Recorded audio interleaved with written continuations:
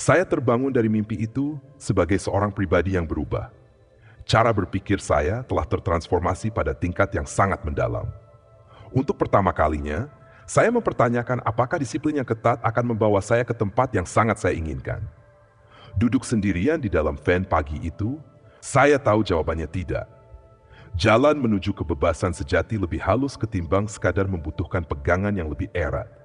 Sesuatu yang jauh lebih bijak dari diri saya telah merasuk ke dalam akal pikiran saya malam itu dan mengatur ulang seluruh hubungan saya dengan diri saya sendiri. Saya tak lagi melihat aspek lebih rendah dari diri saya, dengan segala permasalahan pribadi dan melodramanya sebagai musuh yang harus dihancurkan. Sekarang saya melihatnya dengan pemahaman baru. Saya harus menggunakan seluruh energi dari pribadi yang terganggu ini untuk perkembangan saya. Sangat jelas bagi saya bahwa karena ialah masalahnya, maka ia pula lah solusinya. Saya merasa kasihan terhadap pribadi yang sedang berjuang di dalam diri saya itu. Saya kemudian tersadar bahwa Bhagavad Gita menganjurkan kita untuk mengangkat diri personal kita dengan kekuatan sang diri, bukan malah menginjak-injaknya. Saya telah menginjak-injak diri personal saya atas nama pembebasan dari sisi-sisi manusiawinya. Saya sekarang perlu belajar bagaimana meningkatkan energi-energi diri personal saya untuk membantu saya dalam perjalanan ini. Saya meninggalkan van dan berjalan ke kuil. Saya merasa jauh lebih ringan dan terbuka.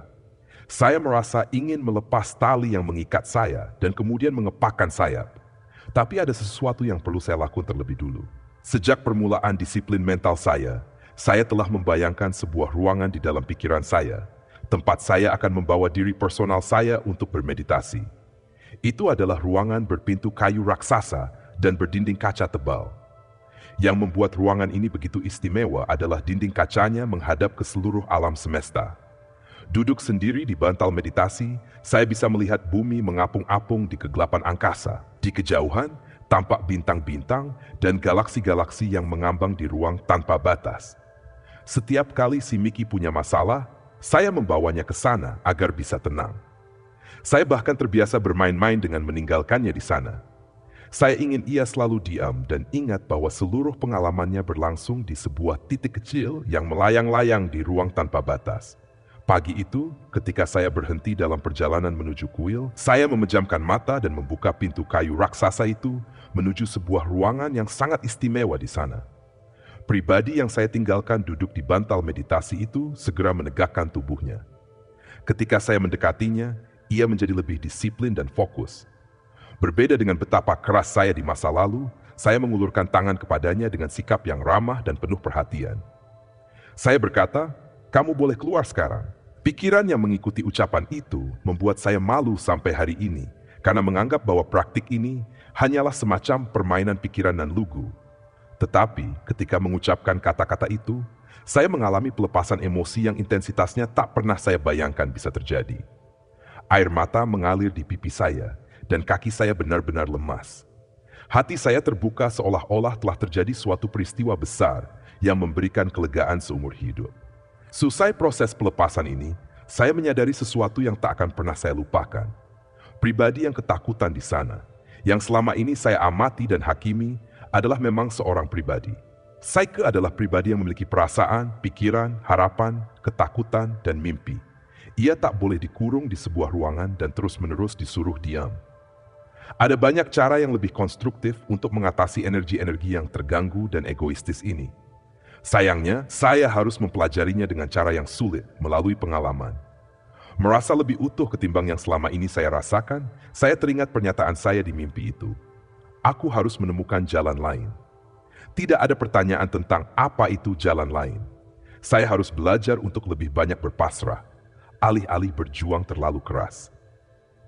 Saya sudah bertekad untuk berpasrah pada aliran kehidupan, meskipun tak tahu kemana ia membawa saya. Saya harus melakukan hal yang sama di dalam batin saya. Saya perlu belajar untuk relaks di dalam batin, daripada terlalu sering bertarung dengan pikiran saya. Hanya karena suara itu berbicara, bukan berarti saya harus mendengarkannya atau membiarkannya menentukan arah hidup saya. Suara itu bukanlah diri sejati saya. Saya hanya perlu relaks, tak peduli apa yang dikatakannya. Saya kembali ke pemahaman dasar. Sayalah yang memperhatikan suara yang berbicara itu.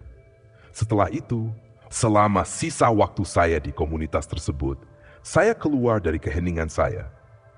Ini bukan berarti saya kemudian menjadi banyak bicara, karena saya memang tak banyak bicara. Saya menjadi cukup bersosialisasi sehingga orang merasa nyaman berbicara dengan saya. Saya bertemu dengan beberapa penghuni lama dan mendengarkan cerita perjalanan mereka. Terlepas dari perubahan yang saya alami, saya tidak mengubah sesi meditasi dan yoga saya. Bukan meditasi dan yoga masalahnya, sayalah masalahnya.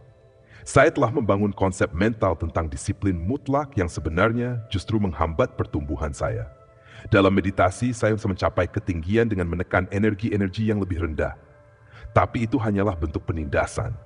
Saya harus belajar menaikkan energi-energi tersebut ke atas, alih-alih menjauhkannya dari saya. Munculnya kesadaran ini butuh waktu, tapi akhirnya saya mulai menyadari tujuan sejati yoga. Jika dilakukan dengan tepat, yoga adalah sains yang menaikkan seluruh energi hingga lebur pada titik tertinggi, kemanunggalan. Setelah beberapa minggu tinggal di California, saya memulai perjalanan pulang. Pribadi yang lebih bijaksana dan jernihlah yang sekarang meluncur kembali ke Florida. Meskipun benih telah ditanam dan beberapa pelajaran mendalam telah dipetik, butuh waktu bagi saya untuk belajar berdamai dengan diri sendiri. Sementara itu, saya menantikan kepulangan ke tanah saya dan ke kesendirian di rumah saya yang indah di dalam hutan.